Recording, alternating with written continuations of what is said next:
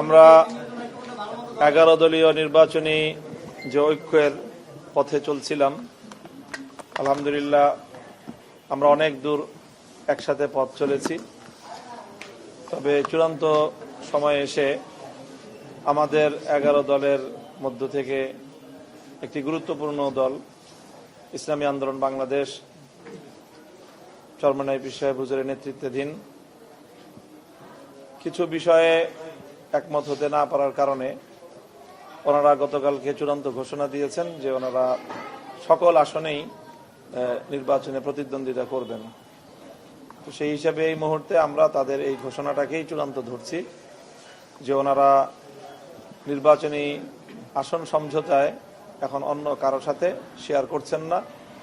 ওনারা এককভাবেই সারা দেশের সকল আসনগুলোতে নির্বাচনে প্রতিদ্বন্দ্বিতা করবেন। কাজে এই মুহূর্তে আমরা আর সমঝোতার তেমন কোনো আশাবাদ আর রাখছি না। বাকি আমরা এটুকু আশা রাখি যে পরবর্তীতে পথ চলতে চলতে রাজনীতিতে শেষ কথা বলতে কিছু নেই এবং নির্বাচনী বাস্তবতার সম্মুখীন হয়ে হয়তো আমাদের সকলের মধ্যে আবার নতুন করে কোনো উপলব্ধি সৃষ্টি হতে পারে। প্রতিদ্বন্দ্বিতার মাঠ থেকে জনপ্রত্যাশা জন আকাঙ্ক্ষার ভিত্তিতেও আমাদের মধ্যে আবারও সেই ভেঙে পড়া সমঝোতা আবার নতুন করে পুনর্নির্মিত হতে পারে, সেই আশাবাদ তো আমরা শেষ মুহূর্ত পর্যন্তই রাখবো ইনশাআল্লাহ। এবার তাহলে আর এই নির্বাচনের আগে তাহলে ঐক্য আর হচ্ছে না? এই নির্বাচনের কথাই বলছি আমি, যে নির্বাচনের মনোনয়ন প্রত্যাহারের এই মুহূর্তে আমরা সেই আশাবাদ রাখছি না। তবে নির্বাচন তো এখনো বেশ অনেক দিন বাকি আছে। 12ই ফেব্রুয়ারি নির্বাচনের আগেও যে কোনো সময়ই এটা একটা সমঝোতা হতেও পারে, যেহেতু জন আকাঙ্ক্ষা সারা দেশের গণমানুষের প্রত্যাশা যে এক বক্স যে পলিসি আমরা নিয়েছিলাম সেটা ব্যাপক জনপ্রিয়তা পেয়েছে। কাজে সেই জায়গায় সকলেরই জনগণের প্রতি একটা দায়বদ্ধতা আছে। আমরা জনগণকে বলেছি, সম্মিলিতভাবেই বলেছি।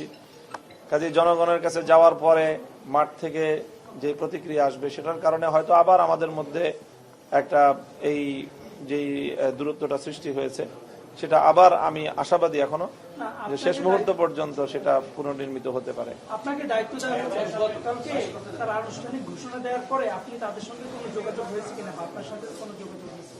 গতকালকে আনুষ্ঠানিক ওনাদের ঘোষণার পরে আসলে আর কোনো আনুষ্ঠানিক আমাদের মধ্যে কোনো আলোচনা হয়নি। ব্যক্তিগত আলোচনা আলাপচারিতা চলছে। এরপরে আসলে মূলত আর আনুষ্ঠানিকতার কোনো পর্ব এখন আর অবশিষ্ট নেই। অনেক সোশ্যাল মিডিয়ায় আর কি আসতেছে যে আগামী 19 তারিখ পর্যন্ত আপনাদের পক্ষ থেকে তাদের সাথে একটা যোগাযোগের চেষ্টা করা হবে।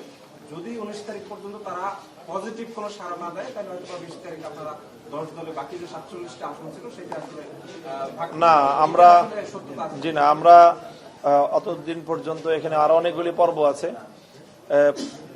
মনোনয়নগুলো যেগুলো আমরা সমঝোতার ভিত্তিতে ঐক্যমত হয়ে গেছে সেই আসনগুলো থেকে অন্যান্য প্রার্থীদের মনোনয়ন প্রত্যাহারের বিষয় আছে। তো আমরা প্রাথমিকভাবে ঠিক করেছি যে 19 তারিখে আমরা সম্মিলিতভাবে আমাদের এই যারা নির্বাচনী ঐক্যের শরিক সকল দলের যে সকল আসনগুলো সব আসনই সমঝোতা হয়ে যাচ্ছে, তো একজন প্রার্থী ব্যতী রেখে অবশিষ্টরা সকলেই সেখান থেকে মনোনয়ন প্রত্যাহার করবে এবং সেই মনোনয়নগুলো আমরা ঐক্যবদ্ধভাবে একসাথে প্রত্যাহার করব। কাজেই আমাদের হাতে 19 তারিখ পর্যন্ত সময় আছে। তো আমরা আর 19 তারিখের আগে এখন আর অন্য কোনো কিছুর এই মুহূর্তে সম্ভাবনা দেখছি না। বরং আমরা এটাই ধরে নিয়েছি গতকালকের ইসলামী আন্দোলন বাংলাদেশের প্রেস ব্রিফিং এর পরে যে ওনারা 300 আসনেই এককভাবে নির্বাচন করছেন সেটা ধরে নিয়ে এখন আমরা আমাদের কর্মপরিকল্পনা সাজাচ্ছি। এই মুহূর্তে একটা বাইরের সময় আর হাতে বেশি সময় নেই, প্রচার প্রচারণা 22 তারিখ শুরু হচ্ছে। ঠিক এই মুহূর্তে এসে ইসলামী আন্দোলনের সরে যাওয়াটাকে কেন বা কি কারণ হতে পারে আপনি কি মনে করছেন? কারণ তো ওনারা ওনাদের কারণ ব্যাখ্যা করেছেন এবং তাদের বক্তব্য তারা মিডিয়ায় প্রেসে উপস্থাপন করেছেন। কাজে এখানে আর নতুন করে কারণ বিশ্লেষণ করার কিছু নেই।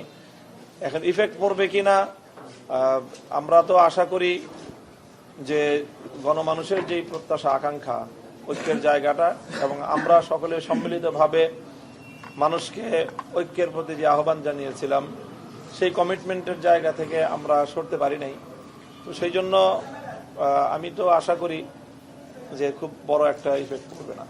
47টি আসনের মধ্যে আপনাদের যে 10 দলীয় জোট রয়েছে এর মধ্যে সবার মধ্যে বন্টন হবে কিনা, না শুধু জামাতি এগুলো করবে? না, স্বাভাবিকভাবেই আমাদের শুরু থেকে যেই প্রক্রিয়ার মধ্য দিয়ে আসন সমঝোতা হয়েছে, এখন ইসলামী আন্দোলন যদি আমাদের সাথে যেহেতু আসছে না, কাজে সেই আসনগুলো আবার আমাদের মধ্যে পরস্পর আলোচনার মাধ্যমেই যেই আসনে যেই দলের প্রার্থীকে সবচেয়ে শক্তিশালী মনে করা হবে, সম্ভাবনাময়, তাকেই সেখান থেকে আমরা আমাদের নির্বাচনী ঐক্যের একক প্রার্থী হিসেবে মনোনয়ন করবো ইনশাআল্লাহ।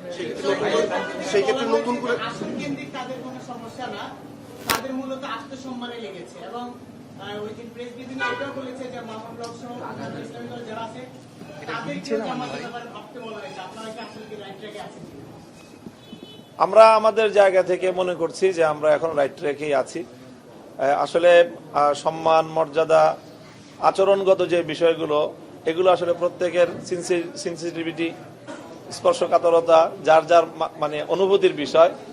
অনুভূতি সকলের তো এক হয় না। আমরা অন্য সকলের অনুভূতিকে সম্মান জানাই, শ্রদ্ধা জানাই। শুরু থেকেই আপনারা এই দলটা, এই গ্রুপটা ইসলামী বলয়ের মধ্যে ছিল এমন একটা অভিযোগ তারা তুলছে, কিন্তু আমরা দেখেছি এখানে অন্যান্য দলগুলো ছিল সেই ইসলামী বলয় থেকে তারা বের হয়ে গেছে। জামাত ইসলামী বা আপনারা ইসলামী বলয় থেকে বের হয়ে আপনারা নতুন বলয় তৈরি করছেন, এরকম একটা অভিযোগও তারা তুলছে। এই ব্যাপারটা আপনি কিভাবে দেখছেন?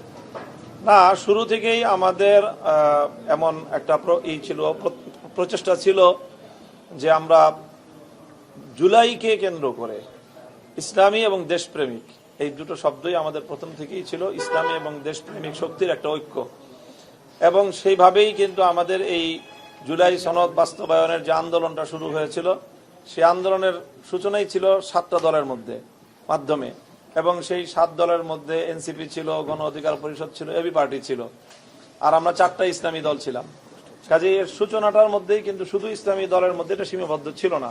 তখন থেকেই এটা দেশপ্রেমিক এবং ইসলামী একটা জোটের কথা বা ইসলামী অ্যালায়েন্সের কথা আসতেছিল।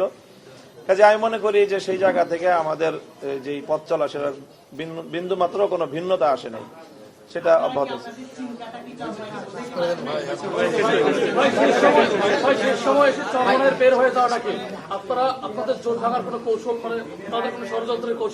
অন্য কোনো ষড়যন্ত্র আছে কিনা? না, আমরা কারো ষড়যন্ত্রের এটাকে কৌশল মনে করছি না। আমরা মনে করছি যে এটা আমাদের ব্যর্থতা, যে আমরা সকলে মিলিত হয়ে থাকতে পারলাম না, এবং আমরা জনগণের যে জনপ্রত্যাশা আমরা তৈরি করেছি, সেই প্রত্যাশা জায়গাটাকে আমরা পরিপূর্ণভাবে রক্ষা করতে পারি নাই।